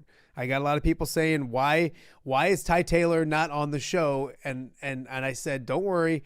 We talked last week. You had to show some patience. Patience is a virtue. It's paid off. Ty Taylor joining us right now on Off the Air with Matt Randazzo. How are you, my friend? I'm doing good, and clearly nobody cares about University of Iowa athletics, Matt Randazzo. You should know that. This is in a Illini area, and everyone wants to hear about high school football. Nothing about the Hawkeyes. Let's just say I'm taking a beating from some of the Illini viewers, but I'll say this. I will gladly make the trip to Champaign if they give me the access that the University of Iowa has given me over the last couple of days to do those shows. So I would love to do it as well. Excited about week 8 of the high school football season. And I know we've talked about it all week and we're kind of like beating a drum here, but it has gone fact. I said to you before we started, like week 8, and it just, I mean, we got 2 weeks left and then we got playoffs to talk about. That's amazing to me. Yeah, it's unbelievable how fast the season goes. It feels like we were just previewing week 1 and talking about all the potential storylines and things we could see this year. And I just feel like it goes that way really with every season you cover, as you just kind of get into the rhythm of like the season going, and week to week, it's like, preparation, get ready for the game Friday and then repeat it. It does go really fast. The weeks, feel like they go really, really fast. And like you said, it really is unbelievable to think after this week there's just one, regular season game left with every team playing in the state. Yeah, and it's been fun winning the track, especially. We expected a good season. We've gotten a good season. A lot of kind of the preseason storylines have come to fruition. And congratulations, first and foremost. Last week, Rockridge and Monmouth-Roseville clinched division championships. And it's just, I know that sometimes the scheduling gods work out for us, but they both clinched last week. They're both 7-0. They're both really good. And now they play each other on Friday night in Edgington. Before we talk about that game, just your thoughts on those two teams continuing to do what they do. Impressive victories last week to win division championships once again. Yeah, it's cool because you mentioned, the schedule working out, and it's funny because I remember back in week 1 when we were previewing the first week of the season, we talked about how we felt like that Newman versus Princeton game could be basically the game between the top two teams in their respective divisions, and it comes to, pass that actually it's this week 8 game between Rockridge and Monmouth-Roseville. And like you said, both teams have it feels like really been on a roll. Now Rockridge, they played a really competitive game with Princeton back in week 2 where they had to rally to win. But outside of that, they've really taken care of business. They beat Newman by 3 scores, 26-6, in a game that was tight at halftime, but they pulled away in the second half.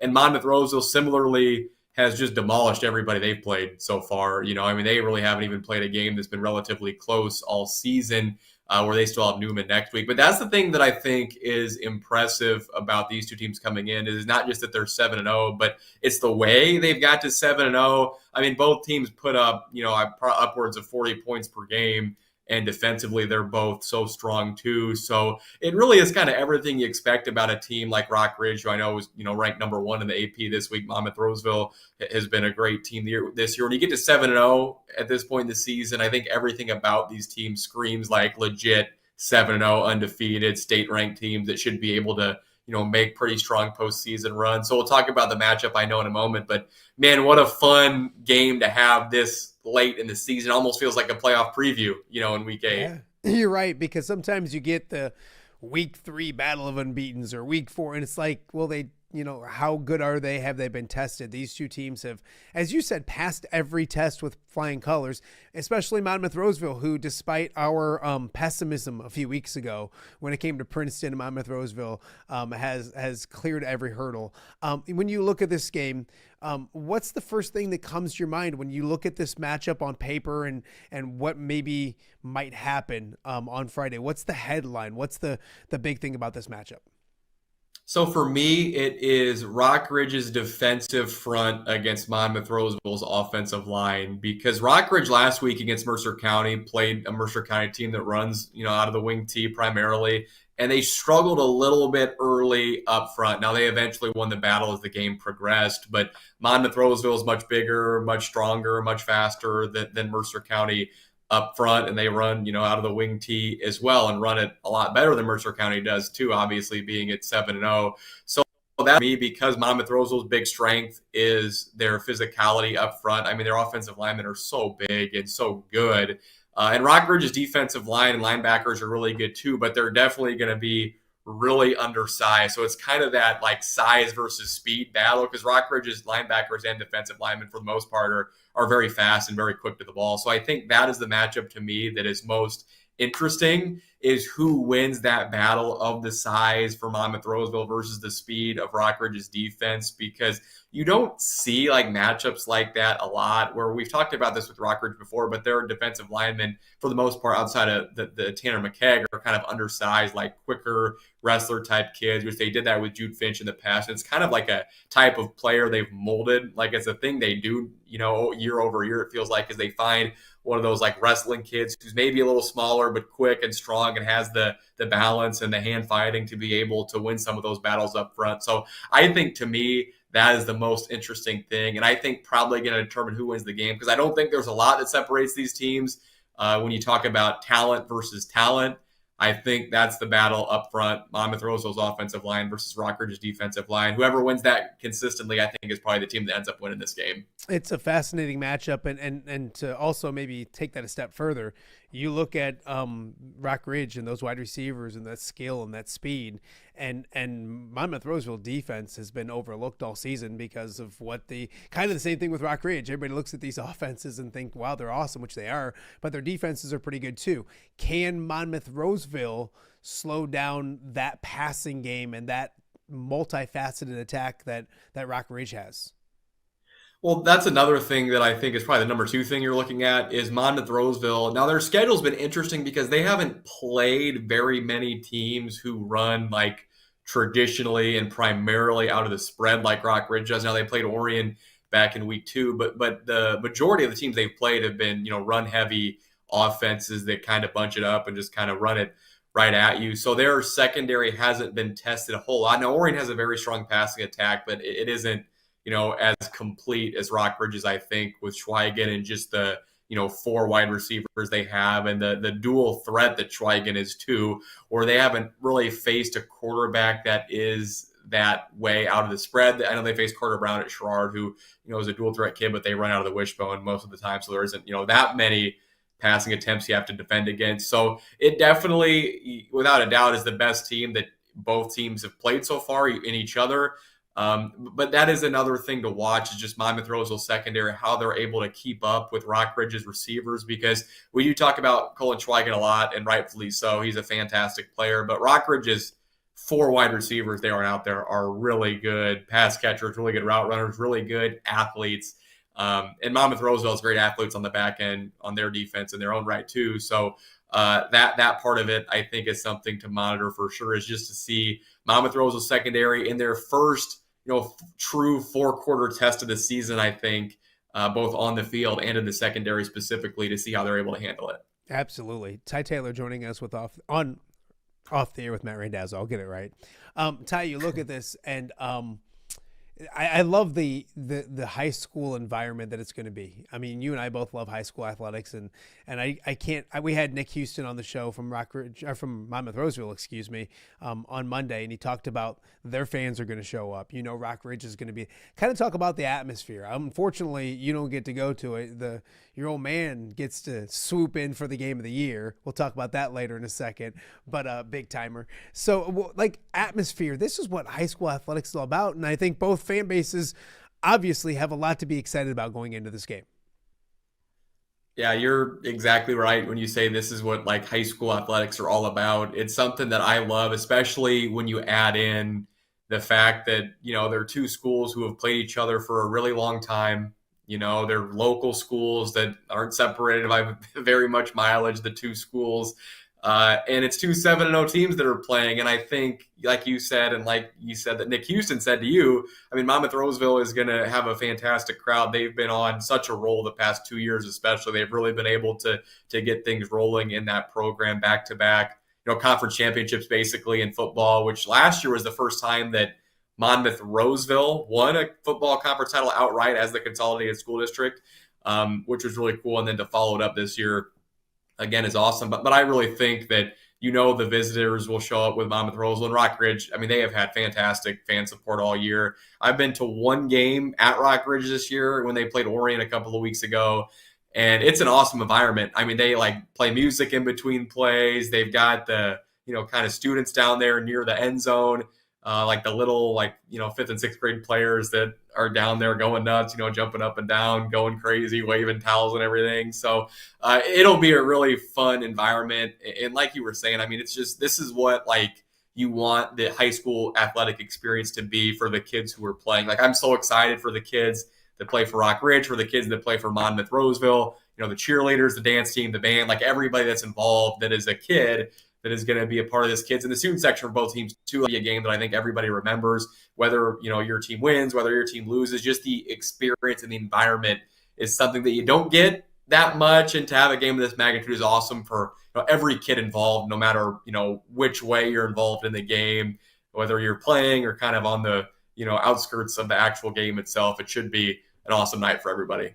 Ty, I'm going to make you give me a pick here in a second, but I want to ask you first, who's the favorite in this game? I know there's not lines. I'm not saying it like that. There's no spreads and all that kind of stuff legally. Probably there are, but not legally.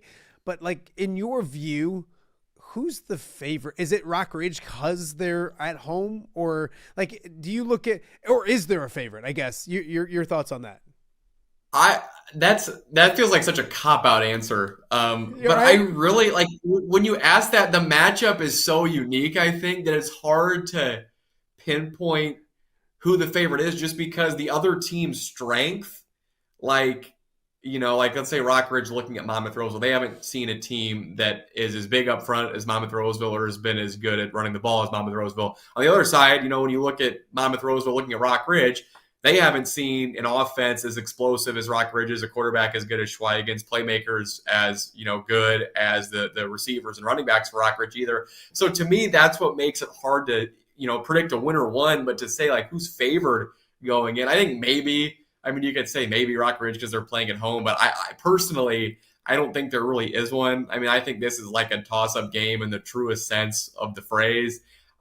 I think it'll absolutely be a game that comes down to like one score, because if you remember when they played last year, Rockridge won that game by 10 points, I think. Now, I don't remember the exact score off the top of my head, but basically what the game that flipped that on its head was Monmouth-Roseville took their first lead of the game, I believe, early in the second half.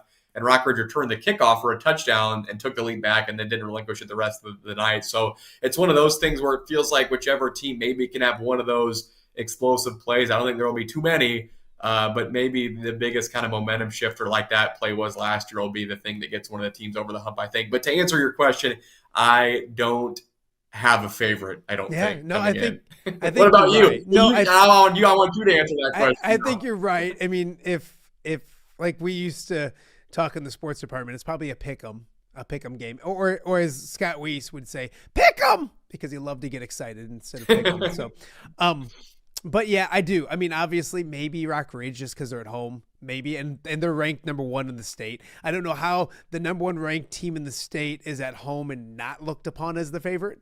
So I think maybe from the outside looking in, if you look at the rest of the state, if they looked at this matchup, they'd probably think, well, the number 1 ranked team in the state that's at home is probably favored to win the game. But like you said, I think it's going to be a closer game. So I'm not giving my pick until tomorrow's show with the View from the West boys, because I haven't decided yet. You've made yours? Are you okay with giving yours? I haven't decided mine yet either.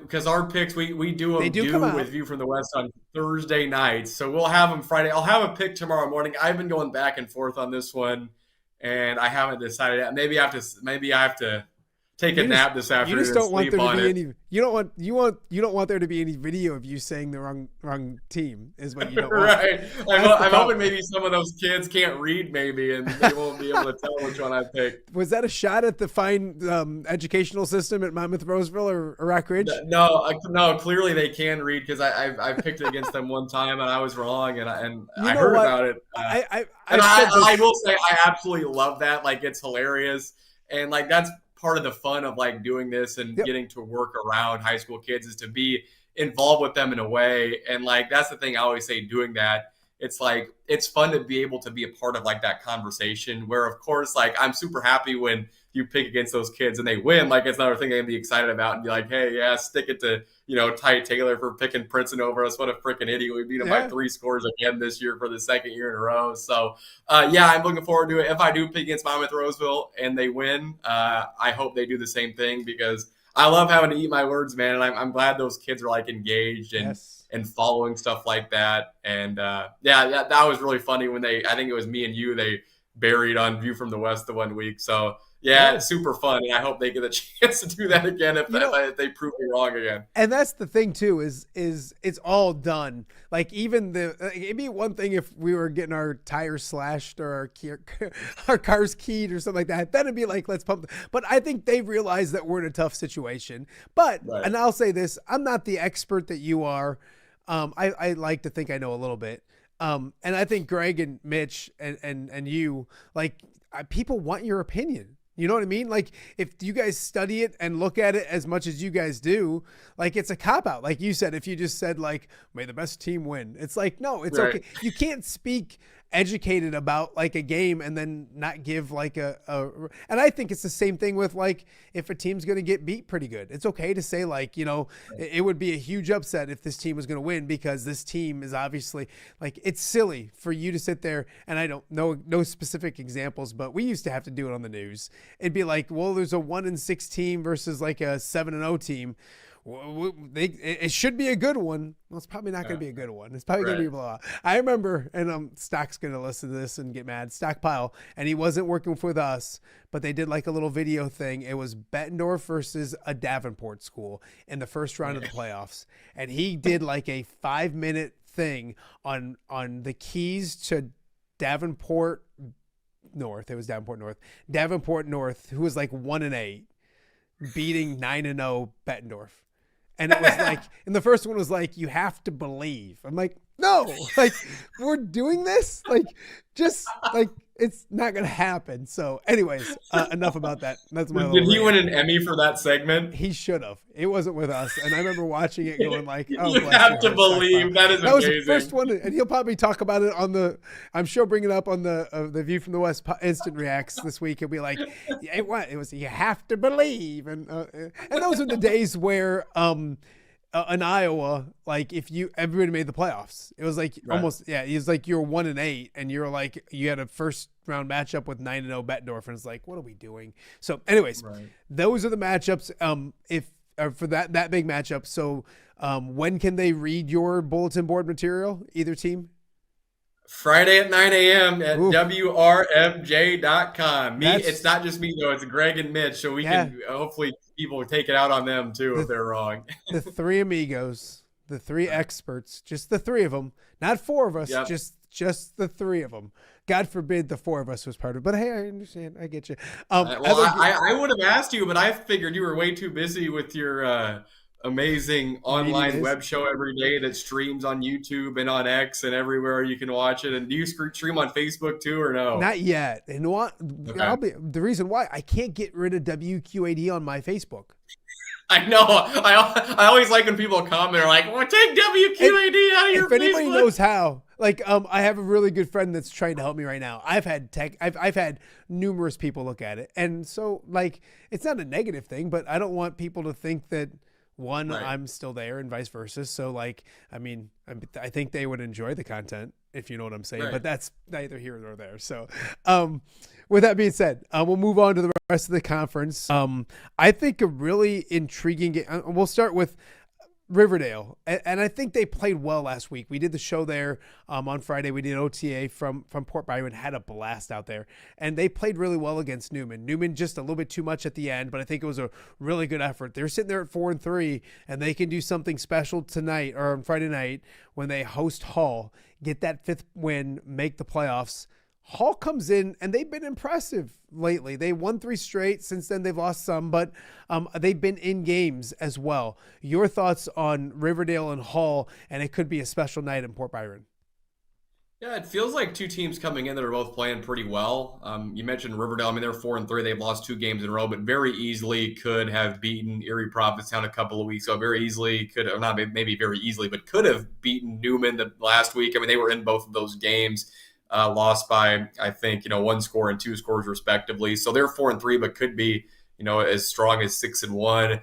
And same thing with Hall, where they're, 3-4. They're playing for their playoff lives, basically. They had won 3 in a row, lost to Princeton last week, but kept it competitive and respectable for sure. I think they were within 9 points early in the 4th quarter, maybe in that game. So, like I said, it feels like two teams that are playing pretty well coming into this one. For Riverdale, though, I mean, we've talked about, and it's been covered, everywhere, the story of their program going from 3 years ago, basically, to not having a team, to now being 1 win away from getting to play in the postseason for the first time since 2011, I believe, which is such a credit to, Coach Diericks and those kids, especially for buying in and continuing to, grind it out. Because those kids were around, I think it would have been their freshman year, their seniors, when they had to cancel the varsity season, to basically build that from the ground up to get to this point. Now I expect them to win once, either this week or next week against Sherrard, to get in. But like you said, that will be really special for those kids. And I think that'll be quite a moment just for the community there. I hope they can win this week just to be able to do it at home in front of everybody, because I know they'll be playing on the road in week 9 at Sherrard. But they should have a fantastic crowd. We were talking about the atmosphere at Rockridge, Monmouth-Roseville earlier, but I think that game in Port Byron should be really well attended, especially for them. And like you were talking about, you've been at a game there. I've been at a game there this year. They have great support. It's a great atmosphere there that the band playing. They get big crowds. So, yeah, I'm excited for them. If they can take care of business, it will be a really fun night there. Brian Stocking will be, maybe not streaking, but sprinting down the streets of Port Byron, going into whatever the local bar is there and getting on the table and screaming everybody, "We're in the playoffs! We're in the playoffs!" And it'll be bald because he's going to shave his head on View from the West. It's going to be amazing. Another team that clinched last week, Erie Prophetstown, they're at 5 victories, correct? Did my math correctly, right? Yeah, they're 5-2. So they're 5-2, and they can continue not just to make the playoffs, but get a better positioning. They play Mendota coming up this week. They can get to six wins and start, not just getting in, but kind of moving themselves up the playoff ladder a little bit. Yeah, they've had a really good year. Now, it's interesting because when you look at their schedule, they started 2-0, then lost 2 games in a row to Newman and Rockridge, and that was kind of, I think, where we expected them to be. It's where they were last year after those first 4 games. They've really turned it on. In week 5, they played really good against Mercer County and beat them going away, took care of business against Orion and Riverdale as well. So, yeah, it's I've been impressed with them because I think – their main kid they lost last year, Dimitri Larson, was just a fantastic player and did, a lot for them offensively. So the way they've been able to, move on from losing him to graduation and just the way they've been able to, kind of bounce back from those 2 losses, I think has been impressive. And I think they should probably beat Mendota this week to get 6-2. And then next week, you don't want to too far ahead, I guess, but we can because we're just esteemed media members. Right. They play Princeton. I think that game has the chance to be a lot more competitive than maybe we thought coming into the season. Yeah. I think Princeton probably is the favorite in that game next week, but it's not out of the realm of possibility for Erie Prophetstown to win that game and maybe even be able to get to 7 wins if they're able to pull off a bit of an upset next week. Yeah, no, I would agree. A game that maybe wasn't so intriguing a few weeks ago. Well, I guess I shouldn't say that because it's always big when Orion and Sherrard hook up. I think it's 7.7 miles or something like that between the 2 schools. I used to reference it on the air. It's a great rivalry, and Sherrard comes off their first win of the season. And they did it in an impressive fashion. Orion's been struggling of late. They've been dealing with injuries. I don't know how 100% they are, but it's senior night as well for them. I think it's more of an intrigue. I think Orion's still the favorite, obviously, but it's much more of an intriguing game now than it was maybe 2 weeks ago. Yeah, it's one of those games that means a lot to both schools and communities and programs, absolutely. And I agree with you that I think that this will be a game that is very close. Now, a few weeks ago, I would have told you that Orion probably is a 3 or 4 touchdown favorite, but the way Sherrard has really kind of come on and continue to improve. They really bounced back from that forfeit to Princeton, really well. I think they played 2 competitive games against Hull and Mendota, hung around with Monmouth-Roseville for a little bit into the 3rd quarter, and then last week got their first win against Kewanee. So I do think that Sherrard is playing probably their best they have all season. I think they're about as healthy as they've been all year too, which is good for them. Orion dealing with some lingering injuries, and I think they've lost 4 games in a row, got eliminated from the playoffs last week too. So I think probably maybe the vibe or mindset coming in is a little bit different for both teams, where Sherrard's probably is a little higher, I would think, just because they're coming off the win last week, where Orion, their playoff hopes were dashed last week. So I agree with you that Orion probably is the favorite in this game, but I expect it to be very competitive between the 2 teams, I would think. It's gotten longer, the trip. It's 10 miles. I don't know 10 miles. The schools are moving. It's exactly. Some tectonic plates, maybe. I don't know what's going on, but they're measuring things different these days. A couple other games in the track we won't get into too much, but Newman back at home against Kewanee. Kewanee struggling this year, haven't won a game yet. And then you look at Princeton goes down to Mercer County, where a young Ty Taylor will be on the call of that game. You have that game, and there's some old guy by the name of, what's his name? It's my second favorite Taylor, actually. Right. He's probably down the list a little bit when it comes. Your dad's doing the Rockridge Monmouth-Roseville game. I think that's awesome. Calling track football the way it should be. Yeah, he is excited to do that. Now, he had been covering the beloved alma mater of his, the Alleman Pioneers. Of course, the past couple weeks they haven't been able to play. So I reached out to him, or I should say we, as the radio station, reached out to him and asked if he'd want to cover the Rockridge Monmouth-Rose game. He said, absolutely. And why wouldn't you? I mean, like we've talked about for like 20 minutes, it's going to be a great game. So he's excited to be back. I think covering the schools he's covered basically his entire, 30, 35 years he's been here, however long it's been. So, yeah, I'm excited for him too, to be able to get to experience that game for sure. And I think he should be treated to a classic game between a pair of local schools. He's been around a lot in his time. So you guys, you make it sound like it was like our people called his people, and we had a like you sat at it was a text message to the contact dad in my phone. You make it sound like you're at a banquet table where like he's at one end and you're at the other end, and you slide the pen across and all that kind of stuff. No, that's very cool. Super excited to see that. So, and then you mentioned, you'll have Orion Sherrard as well.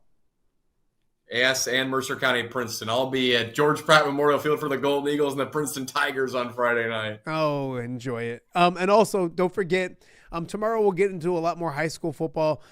Greg and Mitch will both be here, hopefully, maybe, to talk about that. We're going to be live. Tomorrow's show is at the Soul Bowl, but we'll have the Instant Reacts, and that's been a bunch of fun. I think you big-timed us last week and wasn't able to join us, so we understand that. We get it. I think next week, and it's tough because it's week 9, I might big-time, like, the Instant Reacts because it's going to be an earlier football game for Iowa the next day. So I may have a hotel room in Iowa City, courtesy of the nice people at the University of Iowa. So, and I don't know if I should spend a Friday evening with Pat Angerer and Corey Sheets and Gary Dolphin and then hop on a high school podcast at 10:15. Seems like a bad idea to me. I don't know what you think. That probably would be a bad idea. Now, I will be on View from the West this week. I told them I'd be there. I wasn't able to make it this past Friday. I told them if they need me, I could try to be there next week too, but I'm going to be coming all the way home from Mendota that night. Oh, that's right. So maybe from inside the car. Yeah, you never know. Pull over, you'll get in trouble. So, Ty, I appreciate it. Love the conversations. Love this. And we'll see you on The View from the West. And then, of course, people can check out WRMJ.com. We'll see you on Friday night. Have a good one, my man.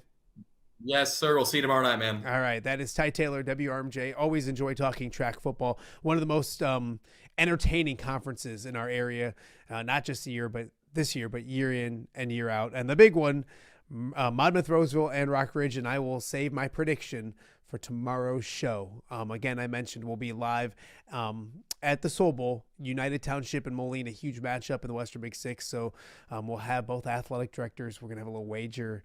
We'll have Nick Welch. We'll have the boys from View from the West. MPX, Mobile Party Experience, will be grilling out. I think my good friend Andy Furman's going to swing by with Godfathers. So we should have a fun show tomorrow. It's weird being here in studio. Like, I don't like it. Like, I should be, out and about. I think I might take the show on the road every single day. So we'll see. But we got more to get to. You're watching Off the Air with Matt Randazzo on a Thursday here in the studio.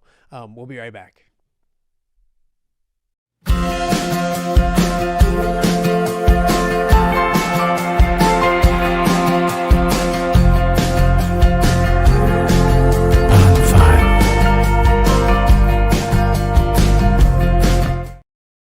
Give me the keys.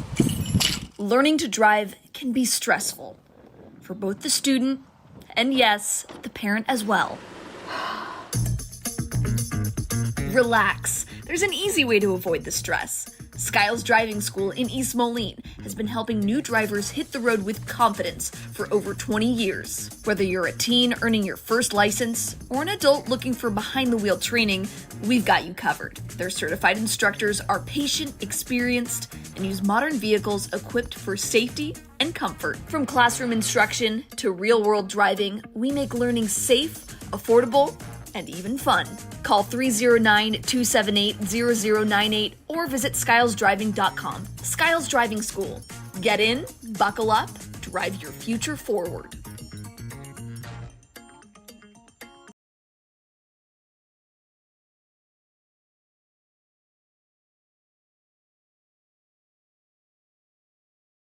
Welcome back to Off the Air with Matt Randazzo here on a Thursday in the Quad Cities. A busy show, a busy week here on OTA. I want to thank our guests for joining us today. Jake Brend here with us talking Cyclones. Greg Armstrong talking about a new playoff proposal in the state of Illinois for football, which is extremely intriguing, has everyone talking. And then, of course, Ty Taylor talk a little track football. Monmouth-Roseville at Rockridge, the huge game tomorrow night in our area. In the state of Illinois as well. It's a big one. So also we look back at some fun from yesterday's show live at Carver Hawkeye Arena for Men's Basketball Media Day. So I would encourage everyone to go check out the women's basketball show. That was Tuesday's show. One of the most watched shows we've had here on OTA. We've had some good ones. But this one getting close, so go check it out if you have not. Guests were Addie Deal, Taylor McCabe, Taylor Stremlow, Journey Houston, Jan Jensen, Kyle Huseman. So a bunch of great guests on Tuesday. Yesterday we were there again for the men. Cooper Koch, Bennett Sturts, Brendan Hausen, I think is how we're going to say his name. I'm learning that. I've been saying Hausen, but the K-State transfer. Isaiah Howard, Ben McCullum, Gary Dolphin, and Bobby Hansen together, which was awesome, and Tom Kakert as well. So great shows the last 2 days. We talked a little bit about them today, played some clips from that, but go check out those shows from the previous days. And don't forget, tomorrow we're on the road once again. To the Soul Bowl we go. Super excited about it. We'll talk Panthers and Maroons, have athletic directors, Coach Welch, some players. We'll grill out. It should be a bunch of fun once again. So week 8 of the high school football season, I think it's supposed to be 70-some degrees. So ain't nothing wrong with that. So enjoy your Thursday. Thank you again to our sponsors for allowing us to do this show each and every day around 10 a.m. And thank you guys for watching. We'll be back again tomorrow from the Soul Bowl. We'll see you then.